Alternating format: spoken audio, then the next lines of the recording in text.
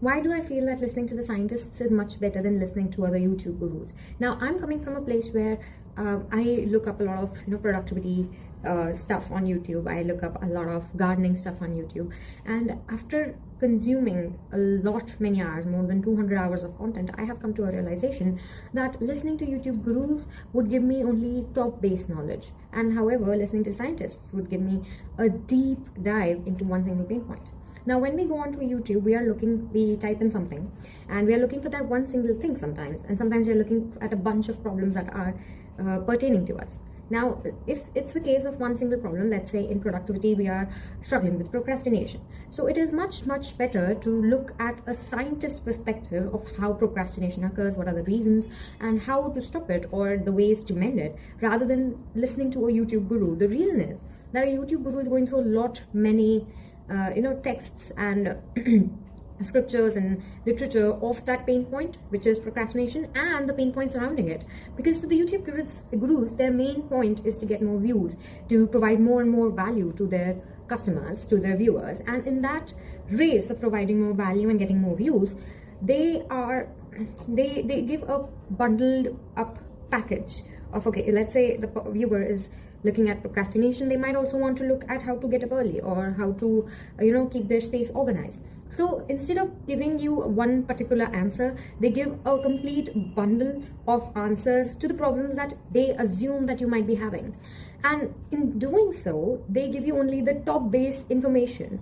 They give you only the hacks, the final actionable steps, CTA, call to action, they like to call.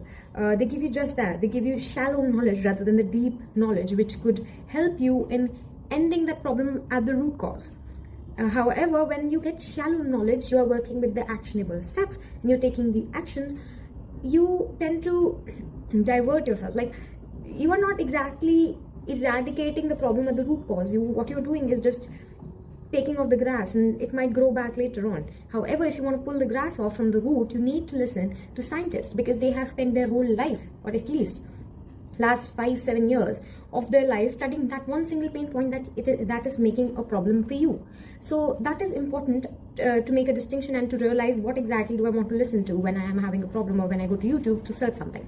Now, there is nothing wrong in getting a bundled package, because chances are that if you're struggling with procrastination, you are also might be struggling with getting up early or keeping your place organized. These things do come up in bundle. However, the reality of this question lies in reality of the choice of selecting between scientists and selecting between YouTube gurus lies in the fact or the self-awareness of what exactly do you need. Do you need a shallow answer to cure everything all at once? Or you need a deep dive and you want to tackle one single problem? And time and again, I have noticed when I listen to scientists, which do give me a thorough view of the problem and its causes and its solutions that have helped their patients, I realize that these, while working on a root cause of one single problem, I resolve a lot other problems associated to it.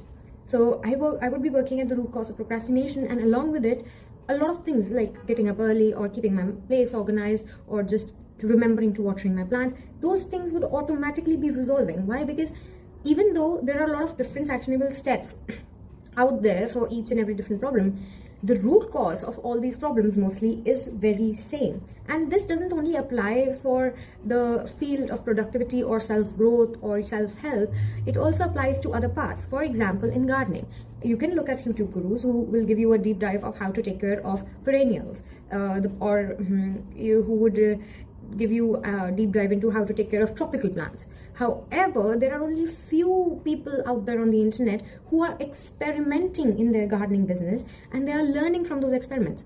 Let's say for tropical plants, you listen to a YouTube guru and they give you a generalized advice that tropical plants need humidity, they need more water, they need soil that is always wet. However, if you look at a person who's experimenting and has a much more deep dive knowledge in that field and is basically a scientist kind of a person in that field, you will realize that even in tropical plants, there is a variety of plants. There can be a money plant, there can be monstera, and so many others.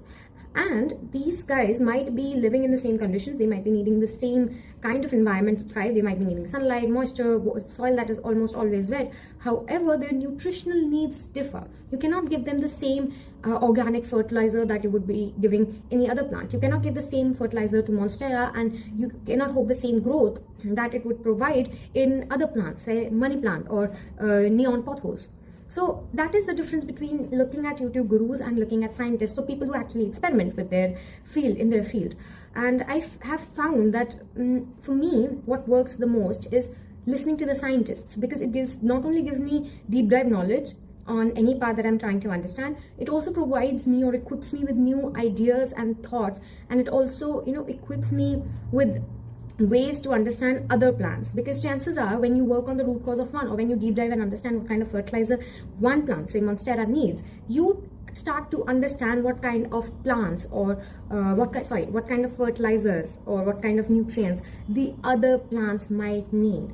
And after all, you don't live on the surface level, and slowly and gradually you start to go inside and work at the root cause.